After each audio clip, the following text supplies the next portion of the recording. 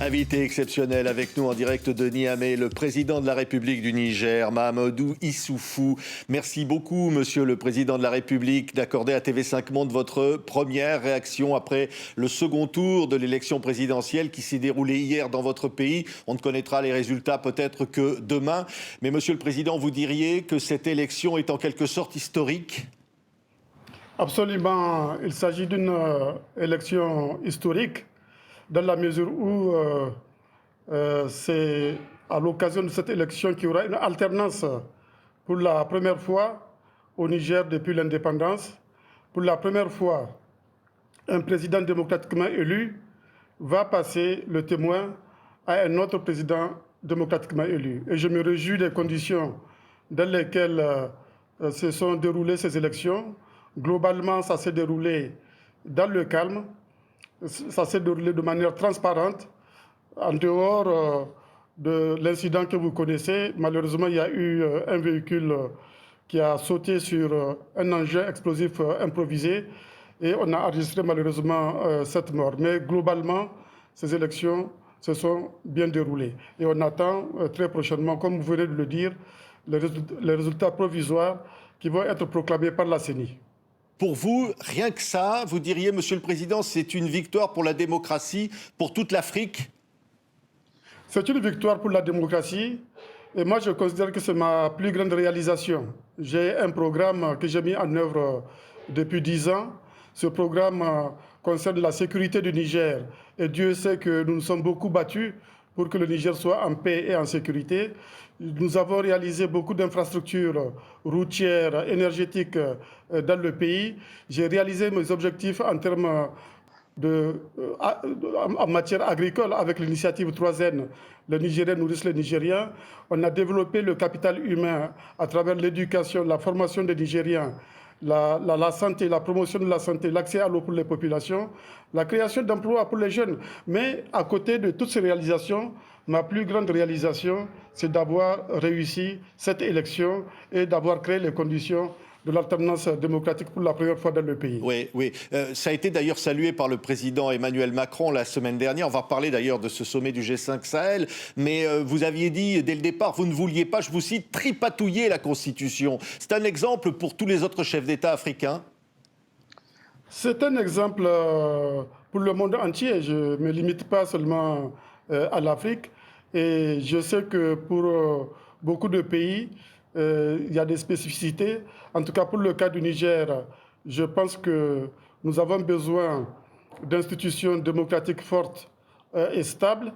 Et il ne peut pas avoir d'institutions démocratiques fortes et stables sans organisation d'élections libres et transparentes et sans alternance. Il ne peut pas avoir d'institutions démocratiques fortes s'il y a un tripatouillage effectivement des textes et notamment de la Constitution. Oui, monsieur le président, vous faisiez allusion à quelques instants à ces 7 agents électoraux tués lorsque leur véhicule a sauté donc sur une mine donc dans le nord, dans cette région des 3 frontières entre le Niger, le Mali et le Burkina Faso.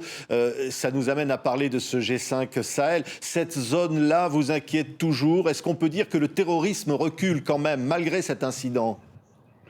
Malgré cet incident, le terrorisme recule toujours. Rappelez-vous, il y a un an, on s'était réunis à Pau, on a mis en place notre stratégie de lutte contre le terrorisme qui se résume en 4 piliers. Le premier pilier, c'était d'intensifier la lutte contre le terrorisme.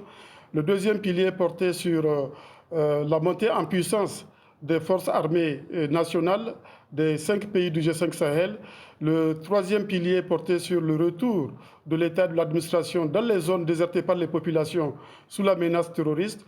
Et enfin, il y a un 4e pilier qui est le pilier du développement. On a fait le bilan de la mise en œuvre de cette feuille de route de Pau, la dernière fois au sommet du G5 Sahel à N'Djamena. Et globalement, nous sommes satisfaits des résultats obtenus, en particulier en ce qui concerne l'intensification de la lutte contre le terrorisme.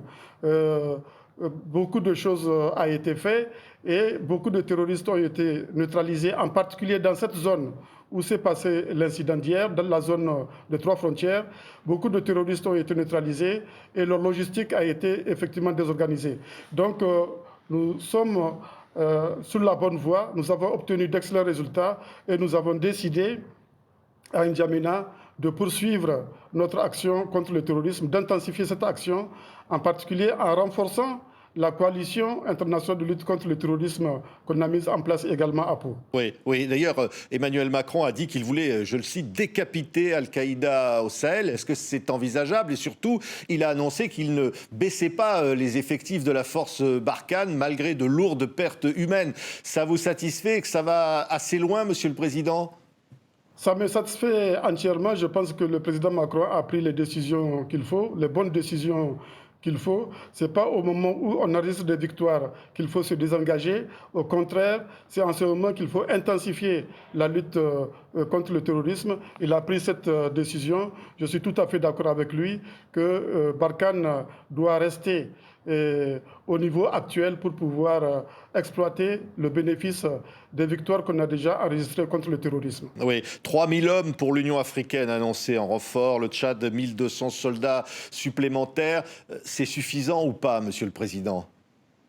C'est suffisant, mais notre objectif, c'est de continuer à élargir la coalition de lutte contre le terrorisme au Sahel. Pour l'instant, il y a les armées nationales, il y a la force conjointe du G5 Sahel, il y a Barkhane, il y a l'opération Takuba avec donc la participation d'autres pays européens. Nous attendons également, comme vous venez de le dire, 3000 hommes de l'Union africaine. Il y a le 8e contingent tchadien, donc de la force conjointe du G5 Sahel, qui sera très bientôt en place. Mais nous lançons un appel pour que d'autres partenaires viennent également participer à ce combat que nous menons contre le terrorisme au Sahel, pour en finir assez rapidement avec l'ennemi. Donc c'est cela que nous souhaitons. Et aux côtés de la lutte armée, bien sûr, il ne faut jamais oublier qu'il y a la lutte également pour le développement économique et social. C'est cela qui nous permettra de vaincre définitivement le terrorisme. Oui, oui, il y a eu des menaces directes contre la France de la part des groupes terroristes au Sahel. C'est une menace qu'il faut prendre au sérieux, Monsieur le Président? Il faut toujours prendre ces menaces au sérieux. Et je pense que la France a bien compris que lutter contre le terrorisme au Sahel, c'est protéger la France.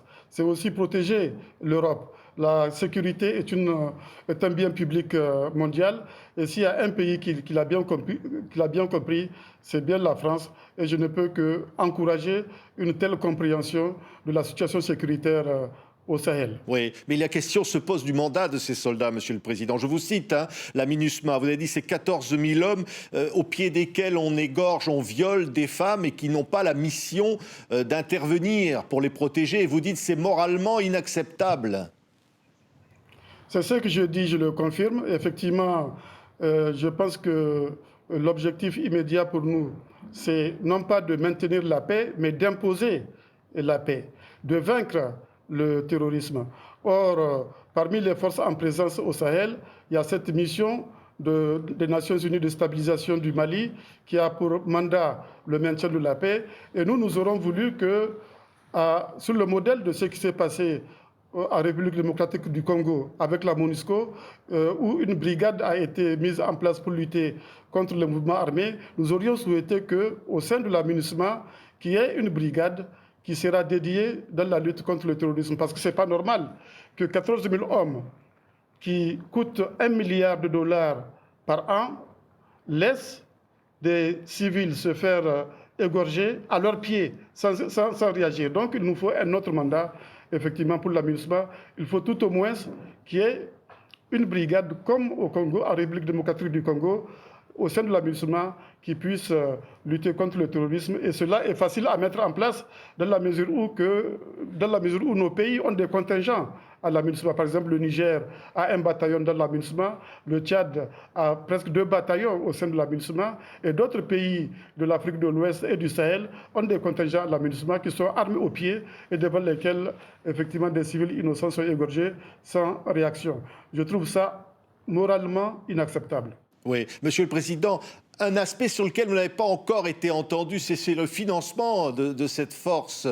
Vous avez demandé qu'elle soit inscrite dans la charte au chapitre 7 des Nations Unies pour qu'il y ait un financement pérenne de cette force du G5 Sahel. Vous n'avez pas été entendu, Monsieur le Président. Jusqu'ici, on n'a pas effectivement été entendu, mais nous continuerons le plaidoyer pour que cette force puisse avoir, je parle de la force conjointe du G5 Sahel, puisse avoir un financement pérenne. Et là, ce que nous proposons, c'est qu'elle soit placée sous le chapitre 7 de la Charte des Nations Unies. À défaut, nous proposons que soit utilisé le modèle de l'AMISOM, c'est la mission de l'Union africaine en Somalie, qui est financée à partir des cotisations statutaires des Nations Unies. Donc nous avons cette possibilité-là également, mais il est impératif que le problème de financement de la force conjointe soit définitivement réglé. Oui. Encore deux questions, Monsieur le Président. Emmanuel Macron a annoncé souhaiter l'envoi de 13 millions de doses de vaccins contre la Covid-19 à l'Afrique pour vacciner 6,5 millions de soignants du continent. Ça va assez loin, c'est une bonne initiative? C'est déjà un bon début. Je pense que l'Afrique ne doit pas être marginalisée par rapport au vaccin. Il faut que la communauté internationale fasse un peu preuve de solidarité. Il ne doit pas avoir de laisser pour compte dans la lutte contre la pandémie. Nous sommes tous embarqués sur le même bateau. Si la pandémie ne s'éteint pas en Afrique, elle ne s'éteindra pas en Europe ou ailleurs dans le monde. Donc il faut qu'il y ait une égalité d'accès au vaccin dans le monde. Mais ce que le président Macron a proposé, c'est déjà un bon début. Ce début doit être amplifié. Encore un mot, Monsieur le Président, concernant la pauvreté. Le Niger figure parmi les pays les plus pauvres du monde. Vous avez dit que l'Afrique doit cesser d'être un réservoir de matières premières pour le monde. En fait, vous en avez assez que l'on accuse toujours les Africains de ce qui arrive chez eux, en fait. Oui, c'est vrai, vous avez raison, parce que chaque fois qu'on parle de pauvreté en Afrique, on met l'accent sur les causes internes, ce qui est normal. S'il y a une mauvaise gouvernance, s'il y a la corruption, cela peut produire de la pauvreté. Mais ne perdons pas de vue qu'il n'y a pas que des causes internes à la pauvreté de l'Afrique, il y a des causes externes également. Et je fais allusion ici au fait que l'Afrique, jusqu'ici, est cantonnée à son rôle de réservoir de matières premières. L'Afrique transforme très peu ces matières premières. Il y a très peu de chaînes de valeur qui soient développées en Afrique. J'ai pris par exemple l'exemple du cacao. Le cacao participe pour 5% dans le prix du chocolat. Ça veut dire qu'un pays comme la Côte d'Ivoire ou comme le Ghana, des pays qui produisent le cacao, ne réalisent que 5% de la valeur ajoutée de leurs produits. 95% de la valeur ajoutée sont obtenus à l'extérieur de ces pays. Ça, c'est une source de pauvreté, effectivement, parce que c'est un mécanisme de transfert de la richesse des pays producteurs de matières premières vers les pays développés. Il faut mettre fin à ça également, tout en continuant à promouvoir la bonne gouvernance dans nos différents pays, bonne gouvernance politique, bonne gouvernance économique également. Merci beaucoup, Monsieur le Président. Un tout dernier mot. Vous avez confiance pour que le résultat de l'élection présidentielle qui va être annoncée dans les jours qui viennent soit accepté par l'ensemble de la population compte tenu du déroulement du processus électoral? Le scrutin s'est déroulé de manière libre et transparente. Je pense qu'il y a beaucoup d'observateurs qui sont présents, que ce soit les observateurs des Nations Unies, les observateurs de l'Union africaine, de l'OIF, la société civile nigérienne également, la société civile africaine est présente. Et tout le monde est d'accord pour dire que les élections se sont déroulées dans de bonnes conditions. Donc nous attendons la proclamation des résultats provisoires par la CENI et je pense que toutes les conditions sont réunies pour que ces élections ne soient pas contestées. Merci beaucoup, Monsieur le Président de la République du Niger, Monsieur Mahamadou Issoufou, pour cette toute première réaction, donc après ce second tour de l'élection présidentielle que vous avez bien voulu donc réserver à TV5 Monde. Nous vous en remercions.